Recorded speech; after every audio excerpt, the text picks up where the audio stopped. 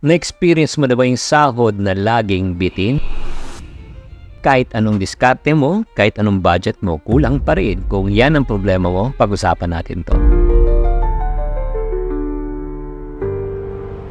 Either this Shinkitan, your pambansang wealth coach, ay nako, maniwala kayo. Alam ko yung pakiramdam na kahit anong tipid, parang hindi sapat. Sahod mo, saglit lang sa wallet. Puno pa rin ang bills, pero yung obligasyon hindi na uubos. Whether you are employee, self-employed, or maybe you're side hustler, kailangan po natin talagang kumayod. Pero gabi-gabi, ang tanong na lang natin, yung ending, ano pang dapat natin gawin? Kasi every payday, may panibagong stress. May bills na babayaran. Minsan, kahit overtime, kulang pa rin. At kapag kailangan mo ng tulong, minsan, nakakahiya naman humingi ng tulong. Kasi mismo sila may sarili-sarili nilang problema. That's the reason why kung wala kang mahingahan, pag-usapan natin ito ang inyong pambansang wealth coach.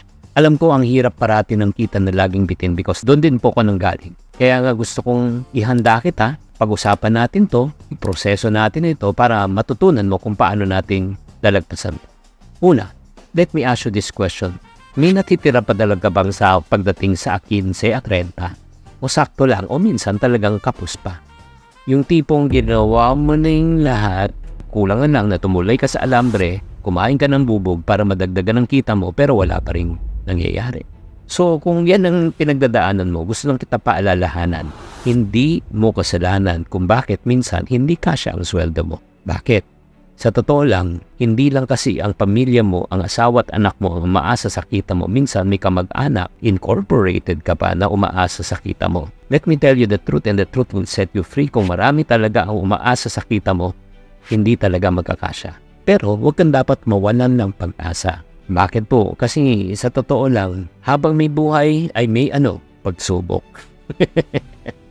Hindi mo talaga kailangan na humintay ng malaking break para ikaw ay makawala sa ganitong klaseng sitwasyon. So, I just want to give you some practical, simple tips. Maybe sa sobrang simple na overlook mo to.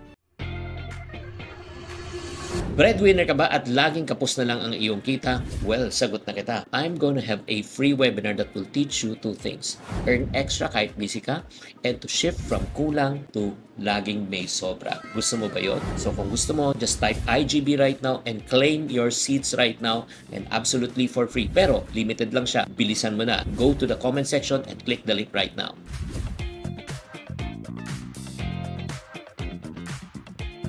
Again, I'm not trying to gaslight na sabihin na napakaliit ng problema mo. Ay sinasabi ko lang sa iyo, gusto ko lang na makapagsimula ka muli, maniwala ka at magkakaroon ka ng pag-asa that you still have the chance to get out. Number one, ang suggestion ko talaga is to track every money that's going out. Isulat mo talaga yung gastos mo at mapapansin mo na marami ka palang ginagastos na hindi mo talaga kailangan. Diba? Yung pag-inom po ng kape. Sino sa inyo ang mahilig po uminom ng mga milk tea? Diba? Minsan nakaka-tempt naman pa 150, 200 lang. Kung lagyan mo sa 150, gawin mo na lang 3 times a week, 450 times 4 weeks, 1,800 times 12 months. Kapatid, na almost 20,000 yan. Nagigets mo, yung maliit na bagay ba? Kahit ng kalahati na lang, instead of 20,000, gawin mong 10,000 na lang. Nag-enjoy ka, at least may natambi ka. Hindi bitin ang iyong sweldo. Probably hindi ka lang conscious sa ginagastos.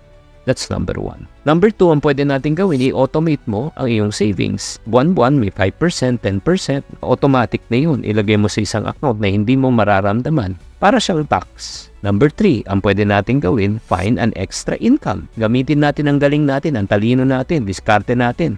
Pwede tayo mag-online selling, pwede ka mag-tutor, pwede ka graphic artist, pwede ka mag-virtual assistant, pwede ka mag-freelancing.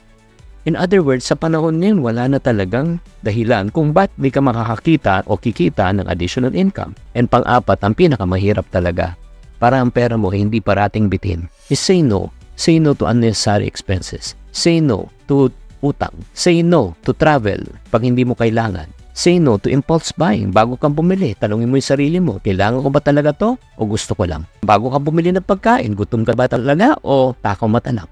That's the reason why I want to challenge you this week. No? Again, isulat mo yung gastos mo. And then number two, i-check mo. Ano mga unnecessary gastos na pwede mong tanggalin? Kaibigan, ito lang sabihin ko po sa inyo. Hindi hadlang na maliit ang sahod para tayo makapagsimula. Sometimes the problem is not the income. The problem is the person who's handling the income. Kailangan mo lang ng Konting disiplina, konting diskarte, at I'm sure makakaipon at makakatipid ka. So if you really want my help, gusto mo pa ng mga practical tips, follow me also at my other social media channel, YouTube, TikTok, at marami pang iba. Tamang karunungan, tamang disiplina, ang susi sa pagyaman. Chinky Tan, with over 6 million Facebook followers, 2.8 million YouTube subscribers, and 2.4 million TikTok fans, is now all out to share with you the most practical, simplest path to lasting wealth.